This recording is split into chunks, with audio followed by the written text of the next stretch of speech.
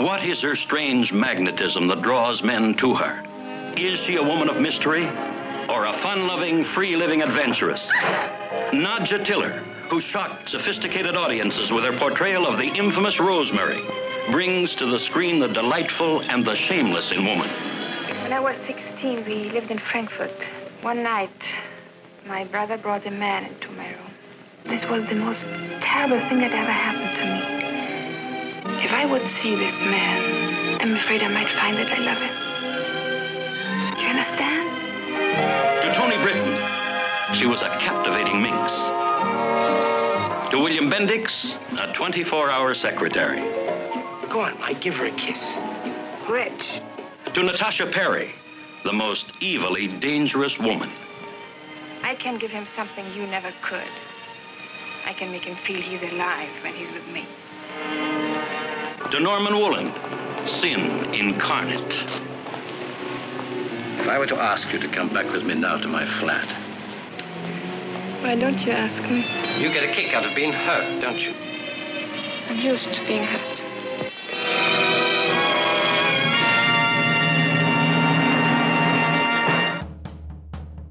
We're not talking about actors. We mean a real monster. I brought her back. She'll live and I'll get her another body. I know they're gonna kiss me, but don't let anyone see me like that. Please, doctor, help me! Biologically speaking, it's of primary importance that man should want to mate. Hey, that You don't get all your kicks from surfing, do you? We want to be free to ride our machines without being hassled by the man. And we want to get loaded. You think you're gonna make a slave of the world? I'll see you in hell first! The American International Podcast. Are you ready? Well, we returned from our summer road trip down Ripple Highway, and we're back to doing regular AIP films. This is the American International Podcast, and I'm Jeff Markin. I'm Cheryl Lightfoot. And on this episode, we venture into the sleazy side of London with Portrait of a Sinner, released in the U.S. by AIP in 1961. Portrait of a Sinner was known as The Rough and the Smooth in the UK, where it was released in 1959.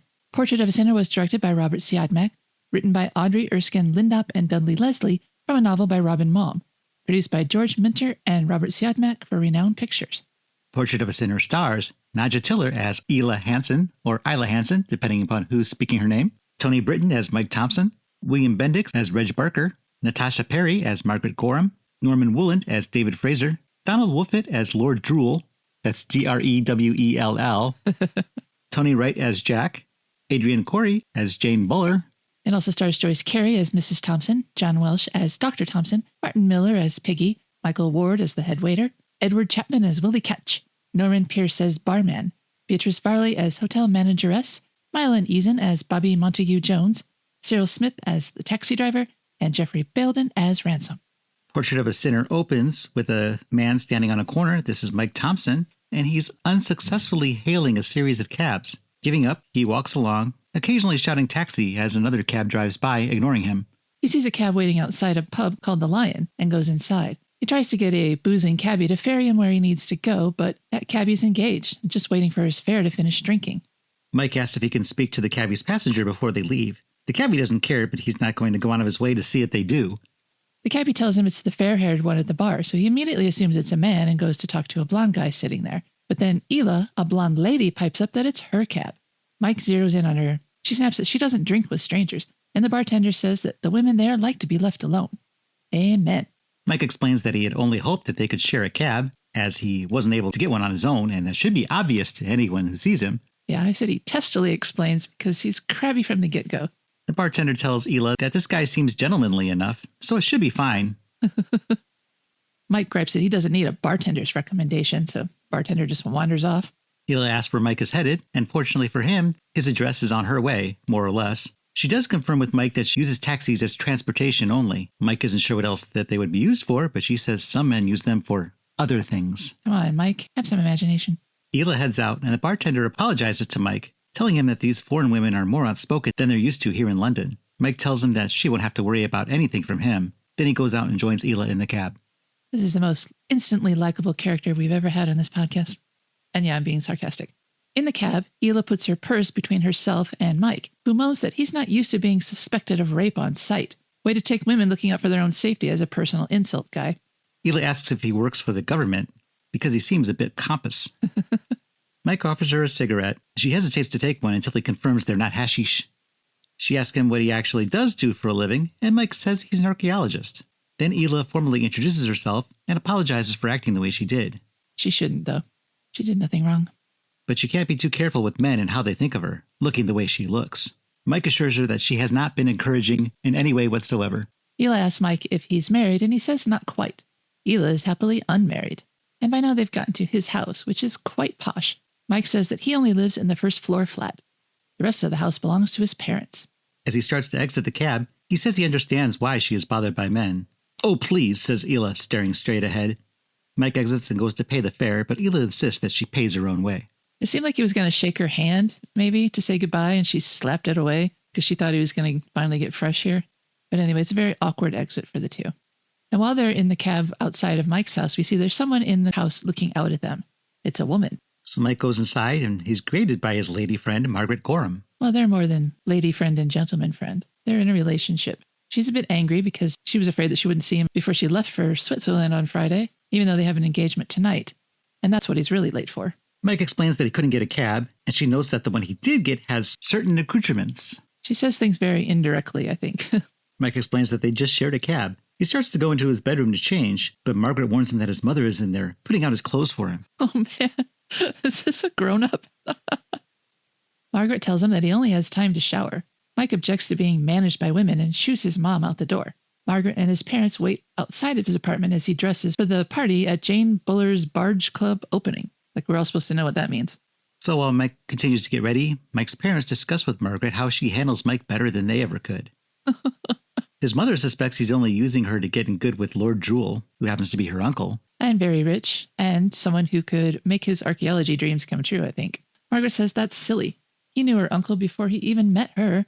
But still, says his mother. And his parents wait outside of his flat for everyone to get ready, and then they all go to the party. At the Barge Club opening, Jane makes a toast to the newly engaged Margaret Goreham and Mike Thompson. This announcement seems to be news to everyone but Margaret, and that includes Mike. His friends congratulate him as he silently seethes at Margaret. And the next morning, the newspaper announces, through William Higgy, probably not the actor, Margaret Goreham's engagement to Michael Thompson. Margaret is the favorite niece of newspaper magnate Lord Drewell. I hope his other nieces don't read that. I'm surprised that Lord Drewell allowed that to be printed in his paper. This paper's not exactly a bastion of truthful reporting, as we'll find out. Mike goes into his office, where his coworkers are gathered around reading the article. They congratulate him and disperse, except for David Fraser. I guess as characters go, would be his best friend. Mike explains to David that he didn't propose to Margaret, he was ambushed. David tells him he has nothing to worry about. Margaret is a lovely girl with a lovely bank account and a lovely uncle, and he should be flattered, but Mike's not. Mike's pride is annoyed. And then Margaret calls. David answers, telling Margaret that she did the right thing. Mike gets on the phone and Margaret asks him if he's hungover. He carps that of course he is. He doesn't often get proposed to in public. Margaret tells Mike that he and David have been summoned to meet with Uncle Lord Drewell this morning. So now Mike, Margaret, and David are at Lord Drewell's office building waiting for their appointment. They do some last-minute clothes adjusting. She has a tie for Mike that she brought with from his house. Her house? I don't know. It's really ugly and Mike refuses to wear it. He thinks he can dress himself, I guess. His mother thinks otherwise. David is the one who seems to have trouble tying the tie. Yeah, David offers to wear it, but he can't quite get it on. Even as they're being led into Lord Drewell's office, he's still trying to figure out how to tuck it in. Yeah, they're escorted in by the secretary, but they have to pause because David is still adjusting his tie. And we notice that Lord Drewell has a lot of phones in his office. Like 7 phones in a row. But I guess he's a newspaper magnate. So they're there to discuss the potential archaeological expedition. Apparently, Mike is on the trail of Noah's Ark, and Lord Drewell has the bank account to fund it. Drewell is interested because the Bible is a bestseller, so having a hand in a discovery of this magnitude would give him some clout. But he's going to need more than just wishful thinking before he's willing to invest. Lord Drewell seems to want guaranteed results, which of course Mike can't promise. Mike is a bit flip, and Uncle does not approve of that. Margaret tries to bring Mike to heel, as Uncle Lord Drewell takes a comically large magnifying glass to review a map. And then he and David go view a giant wall map with the proposed site in Armenia marked with a large star. This map takes up an entire mural-sized space, with major cities lit up in LED lights, whatever the 50s equivalent of that is. As David and Drewell continue their discussion, with things like, do you anticipate having any trouble with the Russian authorities? Margaret and Mike whisper among themselves. She says he's ruining everything. And Mike kvetches that he can't bear to have everything done for him. Drewell says that he'll back the expedition, which is to be named for him, of course, and everything credited entirely to him. Yep, he wants it to be known as Drewell's Ark once it's been found. Even Margaret says no. Mike thinks that may be a hard sell to the public since Noah's Ark is already embedded in the public consciousness. Drewell concedes and says that's okay, as long as he's still given credit for the discovery. He'll back the project as long as Mike and David feed him enough facts and info to make up 12 news articles. He needs 3 to start, and he really wants it to sound Indiana Jonesy, like a real adventure. Some minion named Ransom comes in, and Drewell commands him to get the PR bus rolling, with Mike's help, of course. He kisses Margaret goodbye, and then calls his secretary to get him the Soviet embassy on the phone.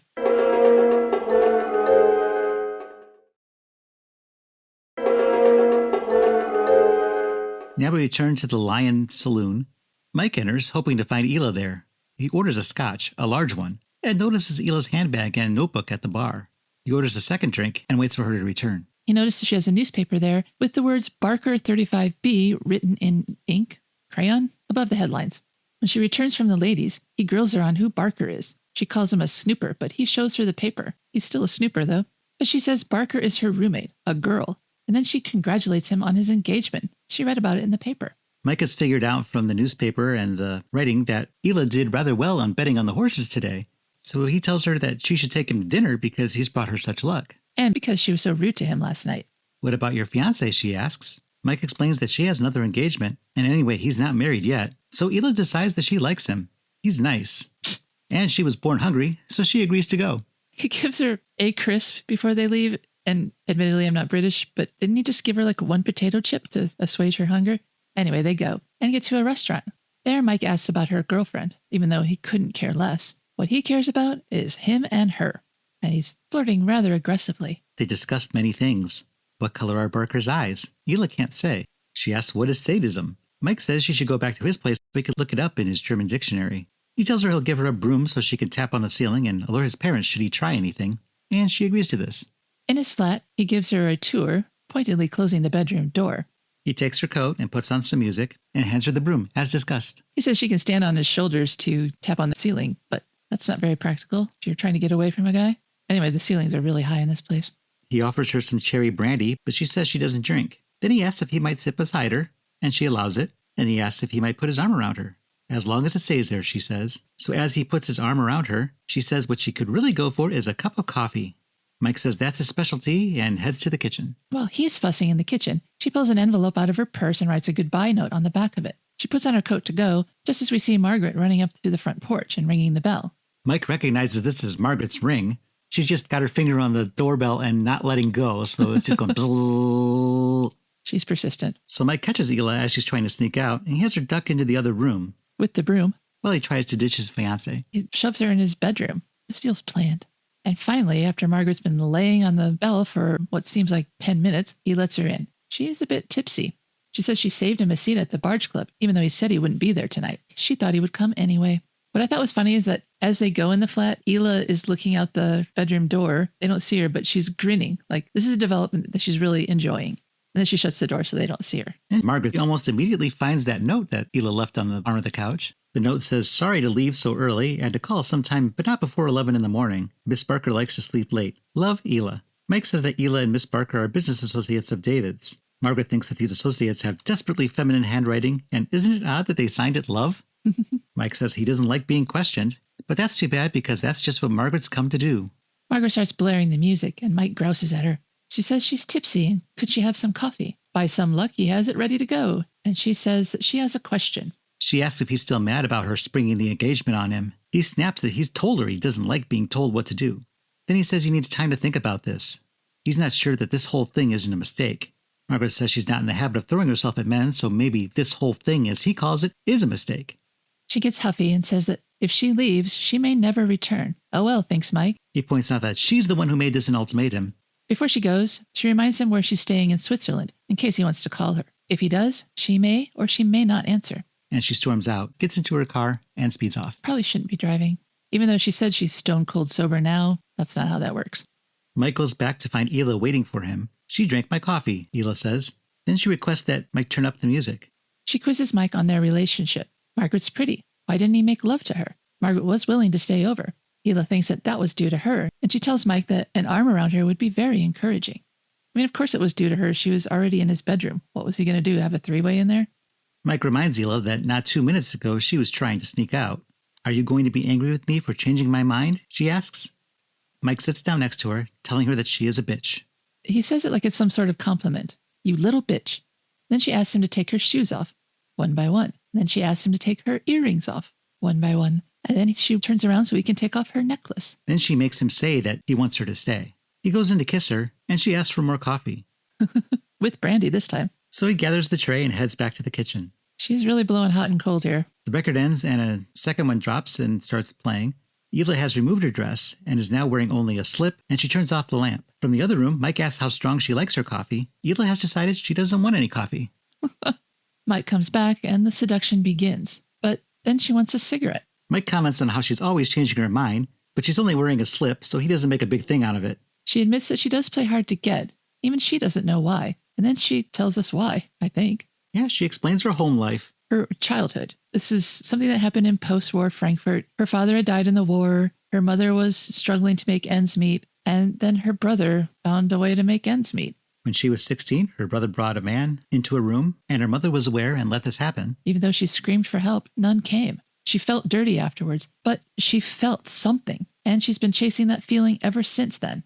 And she feels if she ever saw that man again, she might find that she loves him. Does Mike understand? No, really doesn't. So then she asks for a taxi and help getting dressed again. Mike's had it with the teasing, though. Mike stands up and pulls her up to him. You hurt me, Hila says. I don't care, says Mike. They kiss, and we fade to black. Well, he grabs her and forces her to kiss him, but she seems to have wanted that in the twisted, weird way this movie presents at least this woman. The next day, a very chipper Mike arrives at work. David said that Margaret stopped by after seeing him last night, and she was very upset. She thinks that there's maybe someone else, but David assured her that that wasn't possible. Mike says David should have consulted with him first before allaying Margaret's fears. As far as Mike is concerned, Margaret only wants a yes man, and there is someone else. Nobody David knows. He hasn't met her yet. David is concerned that this will put an end to the expedition for the Ark. He says that, but Mike doesn't hear him because he's trying to decide whether it's too early to call Hila or not. It's 10 minutes before 11, which was the time when he was supposed to call, but he decides he's going to call anyway. And he's surprised to find a man answer.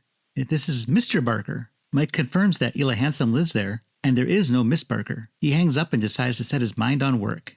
David is performing carbon dating on a piece of wood they've recovered that may have come from Noah's Ark. Sometime later, Mike distractedly asks David if carbon dating is real. David assures him that he already told him it was, and if he just paid attention, he would know that. David thinks that phone call did a number on him. You should have seen your face, he says. But again, Mike isn't listening. He's looking out the window when he sees something. Out on the street, he sees Hila hanging around outside, apparently waiting for him. Mike calls David to the window and points out Hila to him. Mike asks David to go down and tell Hila that he never wants to see her again. David wants to know what to say if she asks why. And he says to tell her that he woke up Mr. Barker by mistake, and David agrees to do this. Mike keeps looking out the window as he sees David approach Hila, and then the two of them walk off together. David had been on his way to lunch anyways, so either they went together or they just happened to be going in the same direction. That evening, David is ready to call it a day. Mike is still staring at Hila through the window. I guess she returned. Or maybe she never really left. Maybe she walked David to the end of the block and came back. When he sees what appears to be a man on the street propositioning her, Mike flips out and rushes downstairs. How dare he get the woman that I don't want? Mike runs down to find a smiling Hila waiting for him. She's alone. They squabble a bit about her lie to him, but she plays that off by saying that Mr. Barker is her boss, and she was going to have them meet eventually. She teases that Mr. Barker is young, attractive, and maybe she is in love with him. Maybe. David appears behind Mike. He figured Mike wouldn't be coming back, so he brought Mike's coat down to him. He's such a little boy. Everybody's always doing stuff for him. Hila says that she had told Mr. Barker that she wouldn't be returning without Mike, and she hails a taxi, and David gives Mike a look of contempt. It's more of those WTF looks. What are you doing?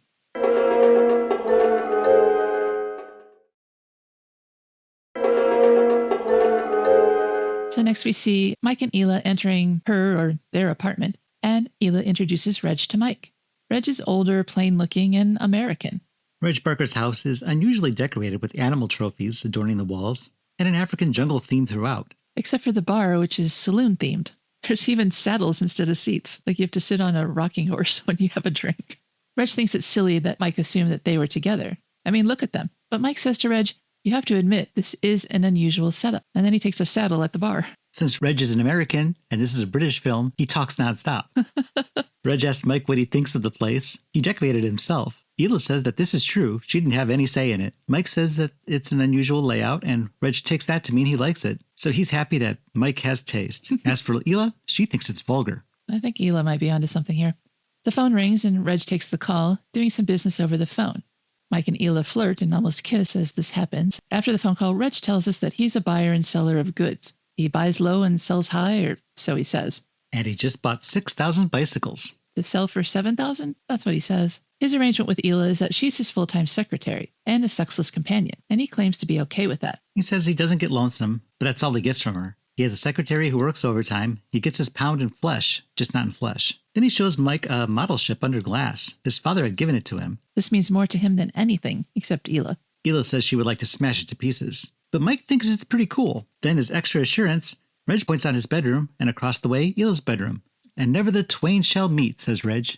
Reg declares that he's going to take them out, and in the next scene, we see that he was as good as his word. They end up at a snooty club where Reg appears to be some sort of member.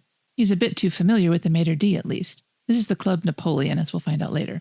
Yeah, Reg is a little rough around the edges, and doesn't really fit in with the highbrow crowd at this establishment. Again, he's American. And he displays this immediately. He's sitting on a lower level, and on the floor next to him, like his arms reach away, you see some lady has kicked off her shoes. And he steals one and puts it on his own table. He summons the maitre d' over so that he can get champagne, saying he brought his own glass, holding up the shoe. The man at the table accompanying that woman sees this and says, "I beg your pardon? Why, what did you do?" says Reg. Then Reg sheepishly hands over the shoe. Reg goes on to say that he's had plenty of sex in his lifetime, so what really thrills him is seeing young people together. So he asks Mike to give Ela a kiss, just to give him something to watch. Now, Ela is appalled, but Mike is happy to accommodate the request and gives her a peck on the cheek. And then Reg spots his friend Piggy, someone he knows, and calls the maitre d' to come over, describes him, and asks the maitre d' to fetch him. At this, Mike and Ela take the opportunity to head to the dance floor. As they're mamboing on the dance floor, Mike literally bumps into Jane Buller. She says that she was sorry that he wasn't able to accompany Margaret to the club last night, as they miss seeing him. And snarks about him keeping busy with other articles before she sachets away. Mike turns to Ela and then invites her to go away with him, and she excitedly accepts. So Mike and Ela are booked in an inn out in the country. He puts a ring on her finger, for show. It's very loose. He says he's going to buy her a real one as soon as they get back into town. He reminds her that they're booked under the names Mr. and Mrs. Grange, and they go inside to check in. The woman managing the hotel informs them that the room they were supposed to have has a leaky pipe, so they had to be given a smaller room. Mike is a little disgruntled about this bait and switch. She says the room is just as good as the other one, it's a little smaller is all. And Ela takes off her gloves and her fake ring falls to the floor. The jig is up. The proprietress has figured out everything, and she glares at them. The hotel manageress bends down to retrieve it for her and gives her a disapproving look to go along with it. But she gives them a room anyway. So Mike and Ela go to their room. It's cold and there's no wood to light a fire. Mike knows the best way to keep a woman warm, and he picks her up and throws her into the bed. Meanwhile, the 10-year-old bellhop is standing there waiting. I think he scuttles out pretty fast once he sees what's going on. Mike opens Ela's suitcase and, looking at the clothes she's packed, says that she's going to remain cold. She didn't pack a sweater. Nope, she just has filmy nighties and other lingerie. And while going through her things, he finds a photograph. And who's this handsome brute, he asks. She won't tell, and she snatches the picture away from him. And then they playfully wrestle and ignore the knocking at the door. So the proprietress comes in with a jug of hot water and casts a disapproving glare on the lovebirds until they finally notice her. She gives them the jug of hot water and announces the lunch menu, and then huffs out of the room. Mike asks again to see that photograph, but Ela has ripped it up to pieces. "You blonde, beautiful bitch," he says. The next time we see them, though, they're in their coats again and taking a stroll outside. Some weird guy is staring at them from the side of the lane, and then a bird squawks, so they decide to go back to the room. It's cold out here, so they're going to go back to their cold, damp room. Well, they have blankets there, and they can engage in activities that will keep them warm. That's the plan, anyway. As they enter the lobby, the manageress tells Mrs. Grange that there is a message for her. She's to call Mr. Bob at the Lion. It's urgent. Ela explains that she placed a bet before she left, and she must have won a double. Mike says she's incorrigible, and he says he'll see her upstairs. And she runs to the phone.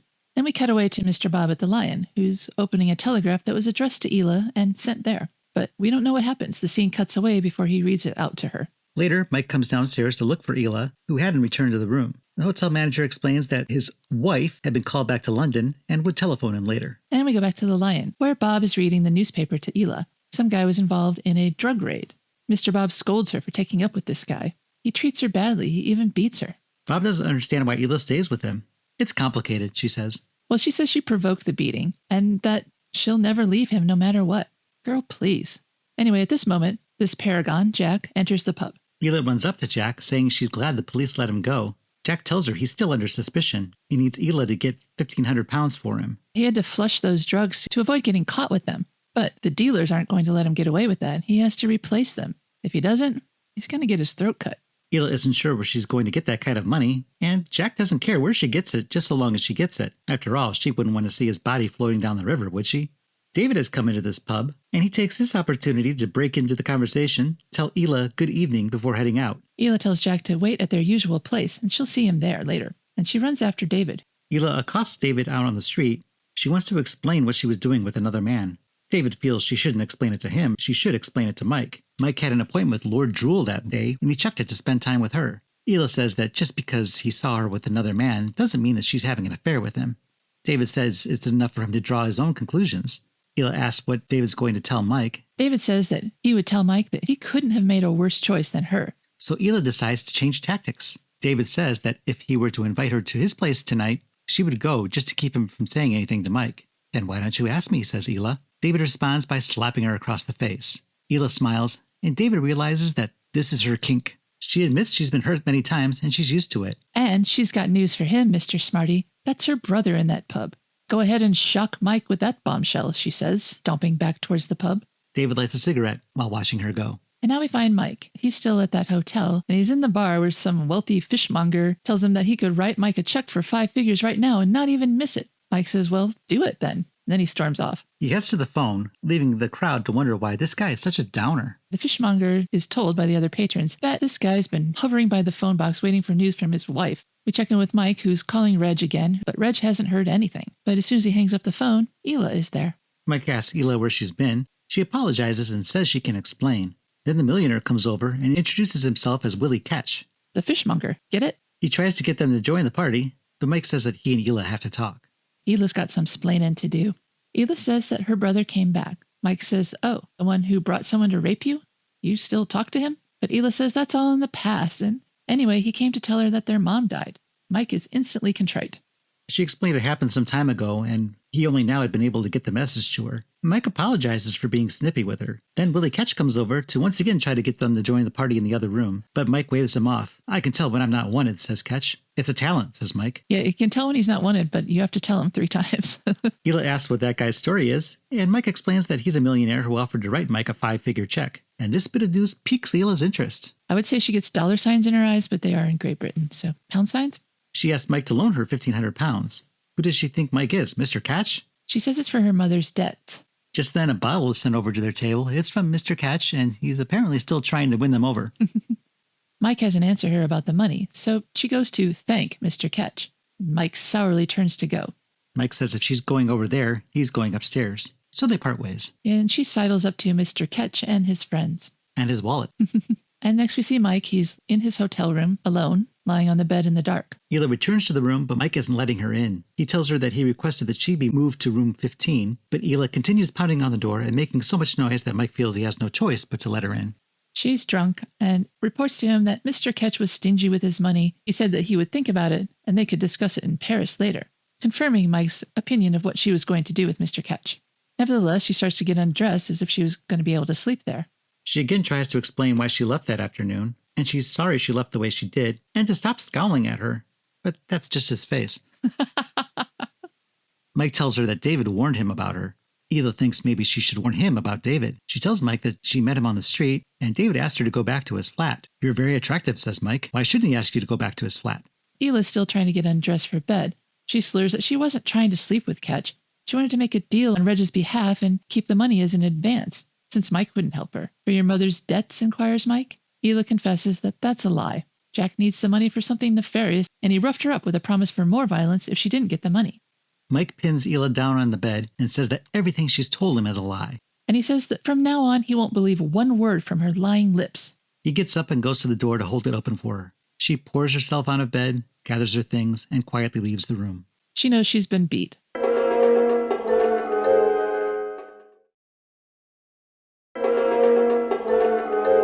And next morning, Mike is awakened by the sound of a train going by outside. He rings downstairs, and the manager informs him that his wife is gone. She took the first train out that morning. I love how she answered the phone, and she's just like, nope, she's gone. She took the first train. She didn't say, hello, who is this?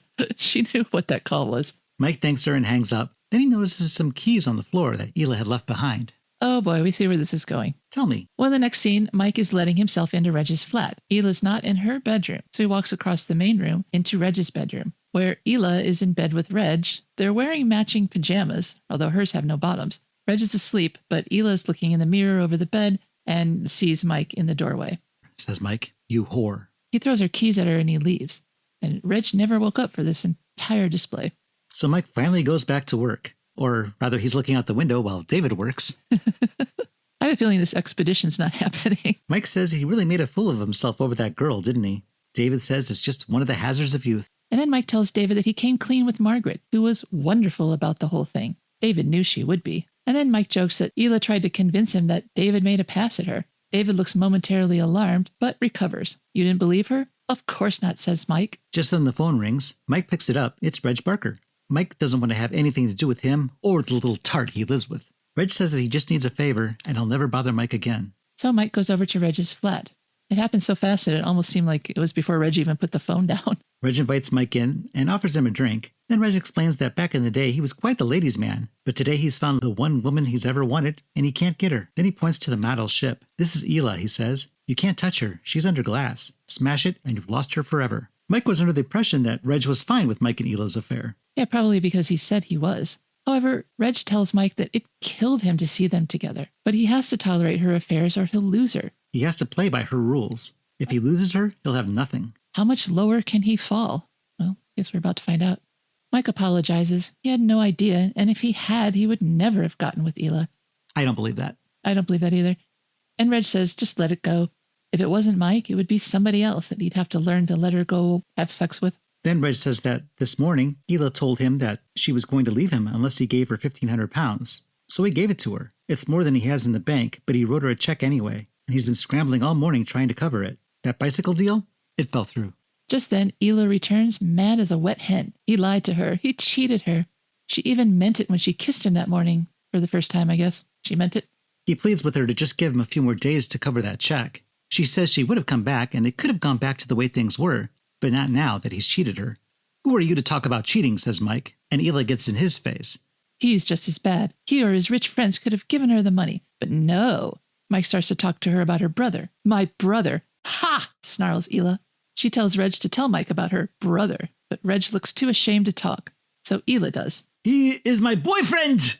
I was getting Frau Blucher vibes when she said that. Frau Blucher? So I'll do it right. No, I like how you did it, honestly. I am definitely leaving that in. There's no other man for her. She'd cut her throat for him, and Reg knew that. She shrieks that she can't stand the sight of either of them. Ela picks up the model ship, smashes it to the floor, and storms out. She's really done it. Mike asks Reg if he still wants her back. Reg, cradling the smashed model ship in his arms, says, if I haven't got her, I've got nothing. Mike sits down and writes down a check for £1,500 and gives it to Reg, making sure he realizes that this is for Reg's sake, not for Ela's. And he can pay him back when that deal comes through with Piggy. Reg is grateful, and Mike is glad he could help his new friend. He got nothing else out of this relationship with Ela. At least he met Reg, and they can be friends. Mike thinks that Reg is okay now, so he leaves. As for Reg, he sits down and promptly burns the check. Uh-oh.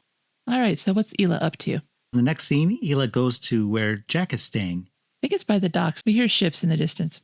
Ela tells Jack that Reg is dead. He shot himself. Jack doesn't care about that. Was Ela able to get the money? Ela says she tried, but the check bounced. He says she's already told him that, and he told her not to return without that money. She says she's tried to do what she's always done, but it didn't work this time. Jack snidely comments that she's got 2 rich boyfriends and she hasn't been able to bring him enough to keep his throat from being cut, so he's going to go out and take care of things himself. For once. She desperately begs him to take her with him. She throws herself at him, literally, clings to him, and he mocks her. As he tries to leave, she blocks him at the door, but he tosses her aside. As he goes down the steps of his flophouse, he ignores her cries and leaves her sobbing against the staircase. Now we're at a little soiree being thrown at Mike's parents' house. Jane Buller and her fella are there, and they're reading an article about Reg Barker's suicide. They recognize him as someone they've seen before, but they can't quite place him. For whatever reason, this article is reporting on a note that was found on Reg's mantle. It was addressed to M. and the note text is published. M. Have burnt your check, not to fuss. That's it. It's enough to leave everybody wondering what's going on. She brings the article to Lord Drewell, who of course knows all about it, and is planning to Rupert Murdoch this story until every sordid detail is revealed. This triggers a conversation about whether this was indeed a suicide or maybe a murder. Mike looks like he's trying to keep a low profile while the discussion turns to the possibility of murder. That's not something he wants to get involved in. But he does come to Barker's defense when Drewell suggests that his death was a side effect of Barker's shady business practices. Mike snaps, "Can't you leave the poor devil to rest in peace?" "Not a chance," says Drewell. "Reg was involved in some shady stuff and was flat broke. But you don't kill yourself for that. There must be a woman involved. And he's going to expose it all. It's men like Reg who are destroying the moral fabric of this country." Oh, irony. Then Jane's fella realizes where he's seen Reg Barker before. It was at the Napoleon restaurant. He was that guy making all that racket while they were all trying to dance and eat. Actually, Jane told him to shut up when he realized that, but he doesn't. Lord Drewell wants to know who this Reg Barker really is, so Mike decides to tell him who Reg Barker was. Well, Lord Drewell says that he's going to find out or he'll bust, and Mike decides to prevent such an explosion, even though Margaret and David are desperately trying to get him to shut up. Mike says that Reg Barker wasn't a sleazy newspaper man like Drewell. He doesn't actually say this, but he implies it heavily. Tabloid sleazemonger is what I called him. In my head, not that anyone said that. He confesses that he considered Barker to be a friend, and the check that was burned was his check. Mike's parents are appalled that someone in their crowd would associate with someone like Barker. Especially their own son. A man like that? Mike says he was just trying to explain why he preferred to spend time with someone like Barker as opposed to someone like Lord Drewell. Mrs. Thompson apologizes to Drewell. Mr. Thompson requests that Mike apologize too, but Mike says he can't do that unless Drewell is willing to apologize for the things he said about Barker. Drewell thanks the Thompsons for their hospitality and leaves. Unhappily. So much for the expedition. Then a maid comes up to Margaret to say that there's a woman there to see Mike, but Margaret is the one who's going to deal with her. And she goes to see her in Mike's apartment. Shockingly, it's not who you'd expect it to be. It's Ela. It was exactly who I expected it to be. Surprise. Margaret tells Ela that Mike isn't available, but she can help her. Ela says yes, she can, if she loves him. Ela tells Margaret that she can get Mike away from her just like that. She just has to say the word. And you know why? Because he feels alive when he's with me, but not with Margaret is the implication. So Ela is willing to make a deal with Margaret. If Margaret were to give her 1,500 pounds, Ela agrees to never see Mike again. But Margaret calls her bluff, opens the door, and tells Mike to come in the room. Go ahead, says Ela. He won't believe you. Mike comes in and is not happy to see Ela, and isn't quick to believe anything she says in the Margaret version versus Ela version of the story. The two duel with their respective stories. Ela offered to sell him to her. Ela says it's not true. And didn't she give Mike something that Margaret couldn't, that no other woman could? And wouldn't he like to have that again if he could just forget about what's happened? Margaret tells Mike that everything he gives to Ela will just go to her lover. She'll use you just like she did Reg. Then Mike asks Margaret how much Ela asked for. 1,500 pounds, says Margaret, and a look of defeat comes over Ela's face. That's the magic number. She tells Margaret she's won and leaves. Margaret looks at Mike and says, she meant a lot to you, didn't she? Mike explains that in every man's life, they'll lose their head over some woman sometime. And Margaret agrees that she did rush him into the engagement. She won't do it again. She's going to go. She'll be ready when he is, or if he is, but this time, he's got to come to her, and she leaves. As for Ela, she walks down the dark streets of London. Some guy passes by and gives her a second look, but wisely chooses to keep going in the opposite direction. And that's the end.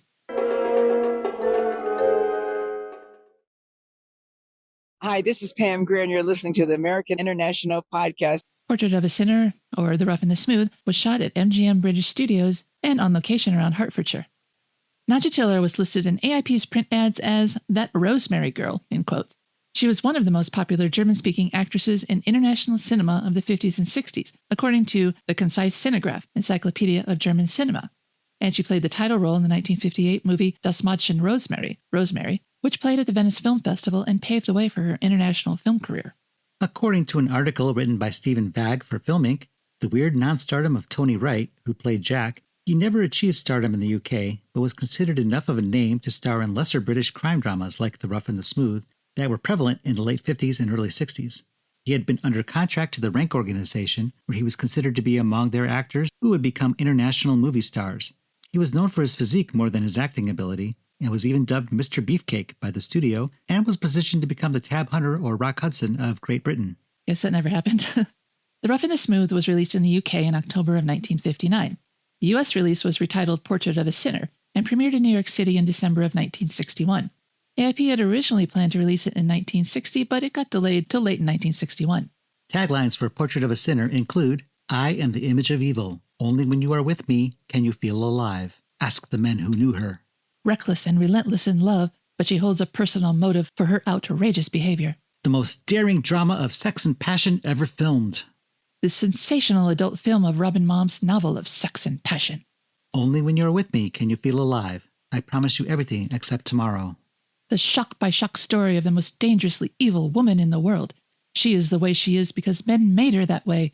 No one ever dared to tell her story. A bold motion picture about bold people. Love it. AIP advised theater owners to create a tie-in with the movie and a local portrait studio, or to affix copies of the movie ads to mirrors in local hair salons. Another of their ideas was to put an ad in local classified ads offering people a chance to talk to a sinner, a chance to listen to a recorded confession by the film's main character that concluded with information on when and where to catch the movie.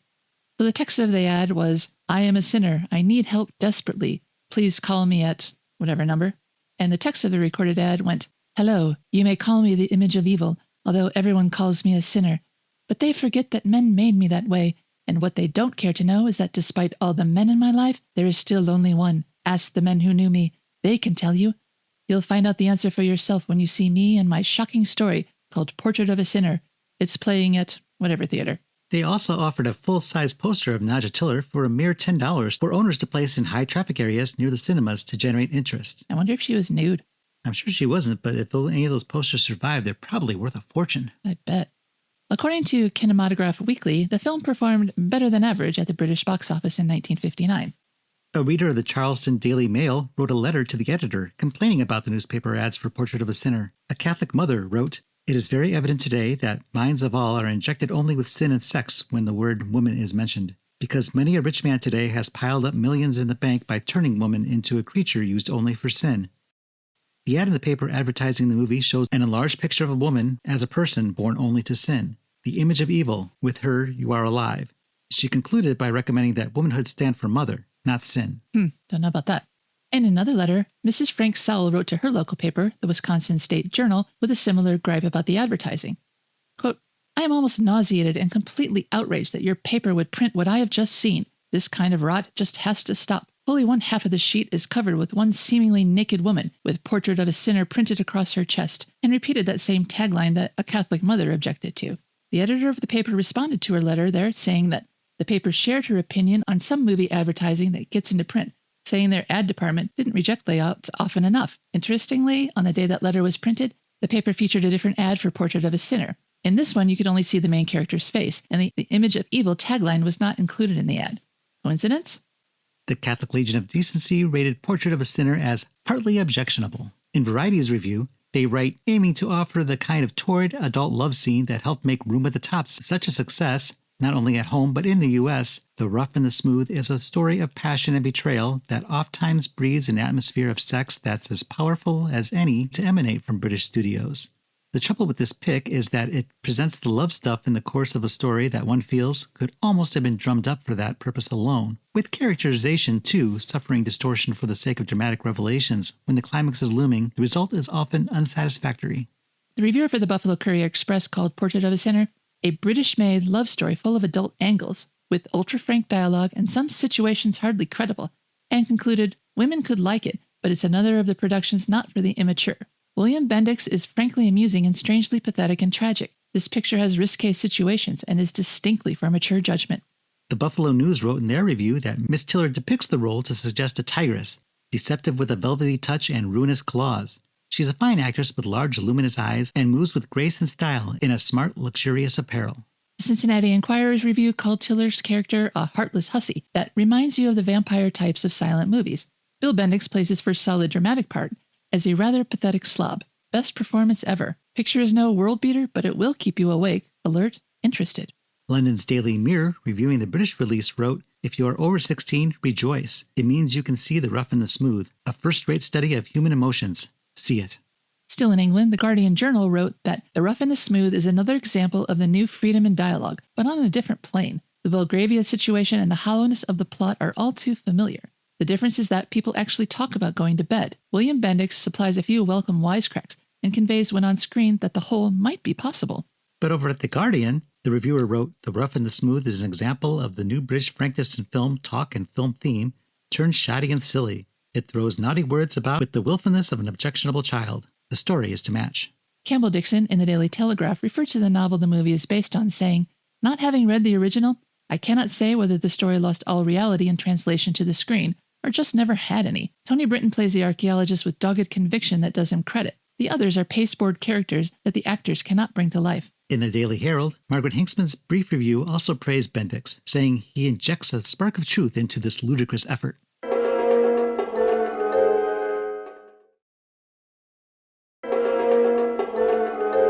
So Cheryl, the print that we watched didn't have English titles, but it was an English language print. Agreed. I just wanted to get that out there for transparency's sake that we didn't watch an AIP print of Portrait of a Sinner. No, we couldn't find one. I don't think that it was changed, at least not anything that I could find, changed from The Rough and the Smooth to Das Bitter und das Süß and The Portrait of a Sinner. I think they were basically the same movie. This is one of the sleazier movies we've seen while doing the American International podcast. I don't think it's the sleaziest. I think I'd still give that to maybe House of a Thousand Dolls. But this is definitely up there on the list. Well, how do you define sleaze? There's no nudity. There's only the intimation that sex is happening, and sex obviously outside the bounds of marriage. And the people involved do stupid things that you could call immoral. But is it really sleazy? When you think of like a 70s sleazy movie, it's not on that level. Well, there's definitely an evolution to these. And it's not something that would necessarily be playing in the grindhouses, but of a more mainstream movie, it's definitely on the sleazier side. I can tell by the outrage that just the advertisement sparked in those 2 letters that we read that, yeah, this might be something that they weren't quite prepared for at the time it came out. However, it seems rather tame looking back. You see people making really bad choices and treating each other badly. They're very manipulative. But you don't see smut per se. And there's no prostitution. There's no drug use. It's mentioned, but it doesn't happen on screen. So they haven't evolved to that level yet. No, but I think this is showing how British cinema is pushing boundaries that maybe conservative America wasn't ready to do just quite yet. Well, AIP thought they were because they brought it over. AIP was willing to distribute it, but they weren't making these kind of films themselves. Not yet. I mean, they did make House of a Thousand Dolls not too many years later, still the 60s. The sleaze really comes from Ela. What Mike does, they excuse it. He's a man. Even Margaret let him slide. Not entirely, but she also didn't turn her back on him after he cheated on her. So it's still got that boys will be boys theme going on. So the sleaziness comes entirely from Ela and her choice of partners, being Jack. Yeah, and I think the movie tries to play itself as a redemption story for Mike's character. Yeah. But he's really gone too far. He's done some pretty awful things. Not a great guy. No, he's very callous with the people in his life. And I can kind of see why he might want to break free of his controlling parents, his controlling fiance. But you don't do that by cheating on her. You do that by breaking up and saying, hey, you know what? I'm going to get my own place and pay with my own money and get my own expedition funding that doesn't come from my association with somebody else. He didn't do that. He still wanted those perks, but he also wanted to, on the side, get a little action that had nothing to do with his obligations to anyone else. So he's not a good guy for that reason. Right, and he probably shouldn't have been rewarded with Margaret coming back to him. Well, she did say that she would wait for him. She didn't say she was going to stay there and put up with anything anymore. Well, she was going to wait for him to propose to her and do it properly. She gave him an out, basically. Right, like I said, a reward. Yeah. Either way, I guess. He didn't deserve that much credit. He's not as bad as Jack, the character that is basically just a prop that we need to explain why Ela is the way she is, because she's so beautiful. So people say that they want to see the good in her, but there's no good in her anymore because of what happened to her at 16. She's completely imprinted on this guy and will do anything for him. And it's gross that she's like this, but she's like this. She needs therapy, but she gets judgment. Maybe Jack got killed. I can feel good about that. He's not a good guy either. But he's a cardboard cutout of a guy. He's not a character. Well, Ela's not going to be seeing Jack again until Jack decides he needs something from her. Yeah, that's true. But like I said, maybe he'll get killed first. We don't know what happens to Ela. Probably going to glom on to somebody else, but he's got to start from scratch. This was really a dialogue-driven film. Yeah. And there's a lot of fast dialogue. It almost reminded me of His Girl Friday, except that the themes they were talking about were totally different. I don't know if there's that much fast-paced, snappy dialogue. Well, they were doing British accents except for Reg instead of that mid-Atlantic, so it doesn't have that sharpness to it. No, but I think there's still more quiet moments in this movie than there were in His Girl Friday. I love that movie. That's so good. Well, there is a newspaper article to this movie too, even though it's not what drives the plot at all. And how great is it that the newspaper owner's name is Lord Drewell? And like I said, he's the Rupert Murdoch type of his day, going to expose everything. It's what the readers want. They want the sleaze. I mean, they have Ela as a character. I just hope that this isn't like representing all woman to them, all womanhood. We have Margaret and we have Ela. And Ela's the bad girl and Margaret's the good girl, but they're both problematic in their way. And there's like no normal women in this movie because only the men are sympathetic. And the most pathetic as portrayed is probably Reg Barker because he's an American. He's loud. And I'm surprised you didn't mention this. He even dresses loud. Oh, that's right. Well, you didn't mention it either. I thought you were going to do it. Well, I didn't write this down, but there's one scene where we look at him and he's wearing, see if I get this right, a striped shirt, a plaid vest, and a check tie all together. I have no idea what color. It's a black and white movie. Could be contrasting colors. Could be all black and white. But at any rate, it's like enough to make your eyes swim just looking at him. Yeah, he's very shouty in the restaurant, very brash, but people like him. And he is the only likable character in this entire movie, even though he's absolutely desperately pathetic. Well, I think he's like a characterization of how Europeans view Americans. This is a typical American. But he doesn't have a lot of money, so that might... I don't know any Americans with money.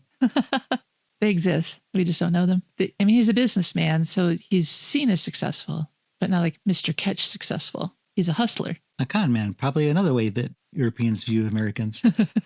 Now that I understand. But he's the most human of all the characters.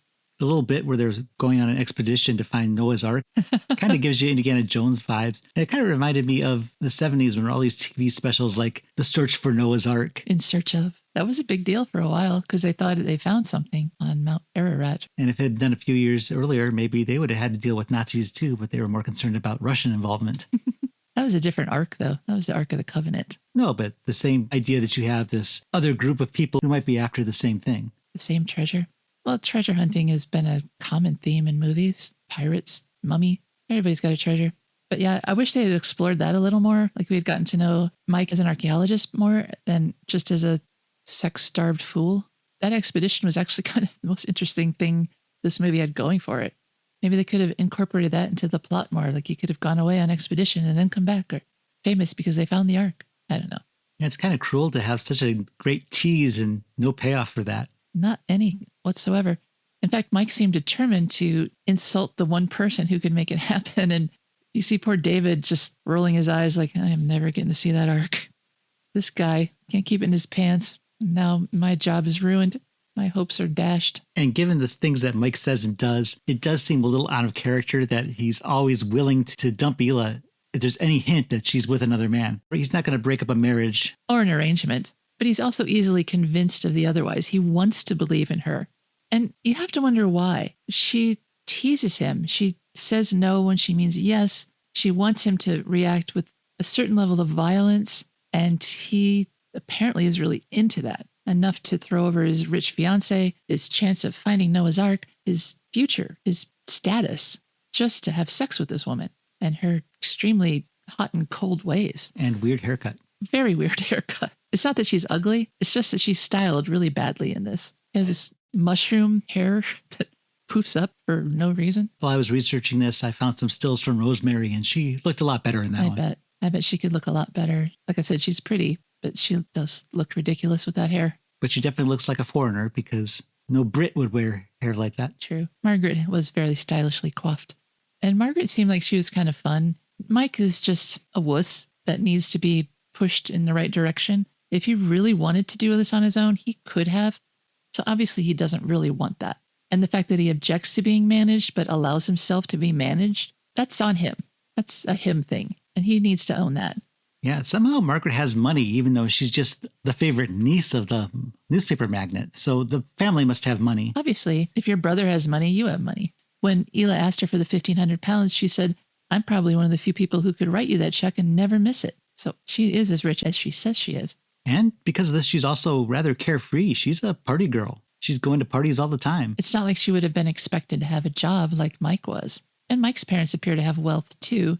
He said that his parents could have covered that $1,500, and he could too, but not without knowing what for. And Ela never told him the truth. She just told him lie after lie. Not that he cared, apparently, until finally he did. Right. And so when his friend Reg was the one on the hook, he was happy to help him out. I don't blame him. And it didn't matter because the check was burned, so it didn't cost him a cent. Mike didn't know that was going to happen.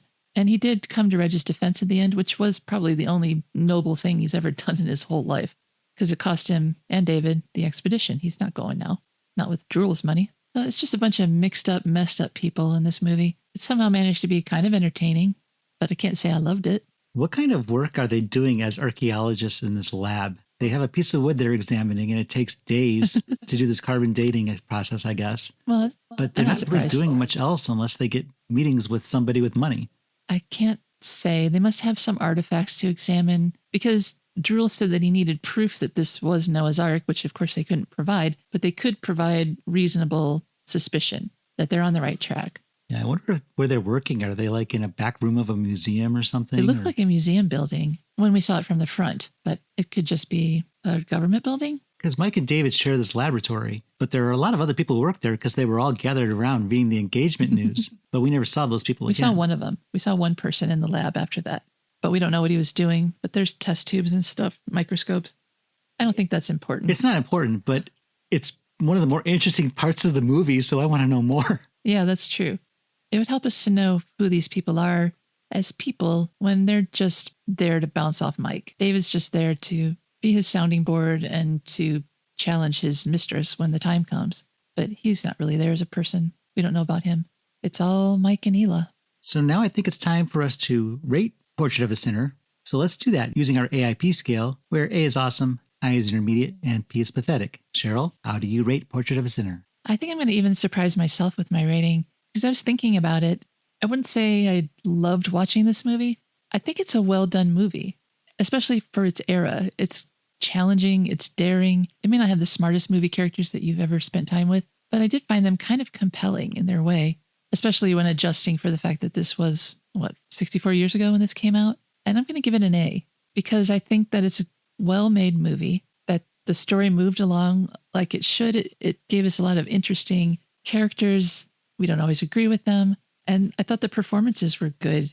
I think Tony Britton as Mike walks around with like a resting mad face the entire time. He is always yelling at people. And I kind of got to like that after a while, just because of the amusement it gave me. And the reviews that we read on the podcast almost universally praised William Bendix. And he was really good in this role. You really felt for this poor schmo. And Nadja Tiller as Ela, she wasn't as evil as they make her out to be. She was very messed up and she did bad things, but she wasn't the portrait of evil that they're trying to make her out to be. I would say she didn't kill anybody, but it is kind of her fault that Reg killed himself, but it's also Reg's own fault for taking her back constantly like that. So even with that, I recommend this movie. I think it's a good movie and that it's worth watching. And for me, that makes it an A. What about you? Wow, you did surprise me because I didn't think you cared for this one that much. Like I said, it wasn't fun to watch, but when you think about it, how it was made and how it was put together, I think they understood the assignment and they made the movie they should have made. I, on the other hand, thought it was a lot of fun to watch. The first time watching it through, I just couldn't wait to see what Tony Britton's character was going to do and say next, because everything that came out of his mouth was just such a surprise and shock until you got to know his character, and then you're like, okay, how's he just going to phrase it? But I, too, really enjoyed this movie both times through. I'll admit my expectations were a little low, and I love when a movie exceeds my expectations the way Portrait of a Sinner did. Looking at the title, I guess that the sinner in question is supposed to be Ela's character, because she is the driver of everything that happens. I think it's easier for a film to make a woman a villain for doing these kind of things than a man like Mike for doing these kind of things. So Mike is not the sinner in this movie. I'm just thinking back to that letter we wrote from a Catholic mother. That's how she signed herself. She's saying that just the word woman conjures up the image of sex and sin, the way this sort of advertising has been using women since who knows how long. No, since the Bible. That's Eve. Exactly. I kind of wish this movie had been done in a more modern setting where we could see that the real sinner is really Mike, because he didn't have to do any of these things because of her. He could have left her alone. He fell into her trap, but willingly. Yeah, when Mike tells David that he's really made a fool of himself over this girl, you can't help but agree with him. Nope. I enjoyed it. The idea of bringing the boisterous American in and just having him be the most annoying character in the world, but still likable. It just seemed really, really appropriate. I'm going to give this one an A too. I thought you would. There was never any question in my mind after the first time I saw it. This was an A. Well, I kind of was on the verge of giving it a mediocre, but I realized that it's basically the time period it was set in and the implication that, oh, this woman is so bad and everybody is hurt because of her, but that's not true. But that's how people thought back then, like you said. And taking that into account, that made me think of it in a whole new grading scale and brought it up to the A, where we both agree it should be. Yeah, your initial Letterboxd review was like 2.5 stars, so that's quite an upgrade. That's an instant reaction. When we talk about it, that is me after having seen it twice, writing about it, researching, thinking. And so that review is a little more nuanced and accurate as to how I feel. And just going over the plot today, I found myself laughing and smiling to myself because I've had a lot of fun. This is a fun movie to revisit, and I probably will revisit this one again someday. I'll probably watch it with you. We would love to hear from you anytime about how you feel about the movies we reviewed, the movies we could review but haven't yet, and anything else. And the way to do that is to go to our website, aippod.com. There's a contact us form. And while you're there, take a look at the episode pages where you could find out more about this movie, like where to find it, what the advertising looked like, see some lobby cards, posters, watch the trailer, all that jazz. aippod.com, that's our website. While you're there, check out our store. We've got some cool merch. And if you were to buy it, it would help us to keep bringing you this podcast week after week. That's aippod.com.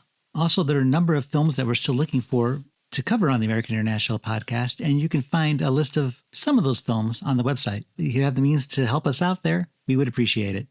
And so let's put this Portrait of a Sinner in the attic until the next time we're ready to take a look at it. For the American International Podcast, I'm Jeff Markin. I'm Cheryl Lightfoot. And we'll meet you at the drive-in. Follow the American International Podcast on Instagram and Letterboxd at AIP_pod and on Facebook at facebook.com/American International Podcast. The American International Podcast is produced and edited by Jeff Markin. A man whose mind is distorted by hatred. And Cheryl Lightfoot. A girl hungry for too many things.